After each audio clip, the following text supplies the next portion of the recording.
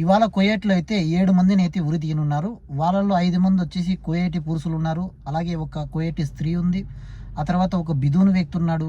అలాగే ఇంకో వ్యక్తి ఈజిప్టియన్ వ్యక్తి కూడా ఉన్నాడు. మొత్తం 8 మంది ఈరోజు ఉరి తీస్తున్నారన్నమాట కువైట్లో. వాళ్ళు పలు కేసుల్లో ముద్దాయిలుగా ఉన్నారు. అలాగే వాళ్లకు పై కోర్టులో కూడా వాళ్ళు నేరం చేసినట్లుగా అంగీకరించడం జరిగింది. అలాగే నేరం రుజువైంది. వాళ్ళకు ఊరి అయితే అమలు చేయనున్నాను ఈరోజు అనమాట. అమలు చేయనున్నారు ఈరోజు వాళ్ళకు ఊరి. వీళ్ళను ప్రత్యేక డాక్టర్లు అయితే పర్యవేక్షణలో వీళ్ళకైతే ఊరి అయితే తీస్తారన్నమాట. ఉరి తీసే ముందు వీళ్ళకు ఆరోగ్యం కరెక్ట్గా ఉందో లేదా అన్ని చెక్ చేసి ఆ తర్వాత అయితే ఉరి తీయడం జరుగుతుంది. ఈ విధంగా మనకు ఇవాళ అయితే కువైట్లో అయితే 8 మందికి దాదాపు ఉరి తీయనున్నారు. ఇది మొదటి రౌండ్ అనేసి అధికారులు అయితే తెలియజేయడం అయితే జరిగింది. అలాగే ఒక మంత్రి అవినీతి కేసుల్లో మాజీ అంతర్గత మంత్రికి 14 ఏళ్ల జైలు శిక్ష విధించడం మినిస్ట్రీ కోర్టు తెలియజేయడం అయితే జరిగింది. కువైట్ మంత్రిత్వ శాఖ మాజీ అంతర్గత మంత్రి షేక్ తలాల్ అల్ ఖాలిద్కు మినిస్ట్రీ ఆఫ్ కోర్టు 7 సంవత్సరాలు జైలు శిక్ష విధించింది. అతని పదవి నుండి అతనిని తొలగించింది. ఈ కేసులో ప్రమేయం ఉన్న ఒక వ్యక్తికి, ప్రవాస వ్యక్తికి కూడా 4 సంవత్సరాలు జైలు శిక్ష విధించబడింది.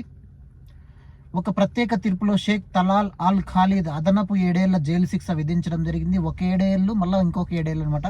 మొత్తం అవినీతి కేసుల్లో మాజీ అంతర్గత మంత్రికి 14 ఏళ్ల జైలు శిక్ష అయితే మినిస్ట్రీ ఆఫ్ ఇంటీరియర్ కోర్టు అయితే విధించడం అయితే జరిగింది. అలాగే పలు ఆరోపణలకు సంబంధించి ఇతనికి సుమారు 20 మిలియన్ కువైట్ దినార్ల జరిమానా కూడా విధించడం జరిగింది అనమాట. జరిమానాతో పాటు 14 ఏళ్ళ జైలు శిక్ష కూడా ఈ మంత్రికి అయితే, ఎవరైతే గతంలో మంత్రిగా ఉన్నారో అతనికి శిక్షణ అయితే అమలు చేయడింది. 14 సంవత్సరాల జైలు శిక్ష అయితే అతను అనుభవించాలన్నమాట.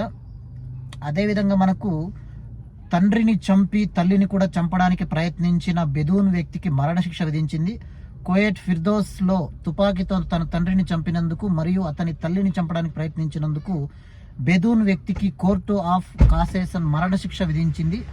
అది తుపాకీ పనిచేయడం వల్ల తల్లి తప్పించుకుంది. అతడి తల్లితో గొడవ పెరిగి హింసాత్మకంగా మారడంతో ఈ ఘటన చోటు చేసుకుంది.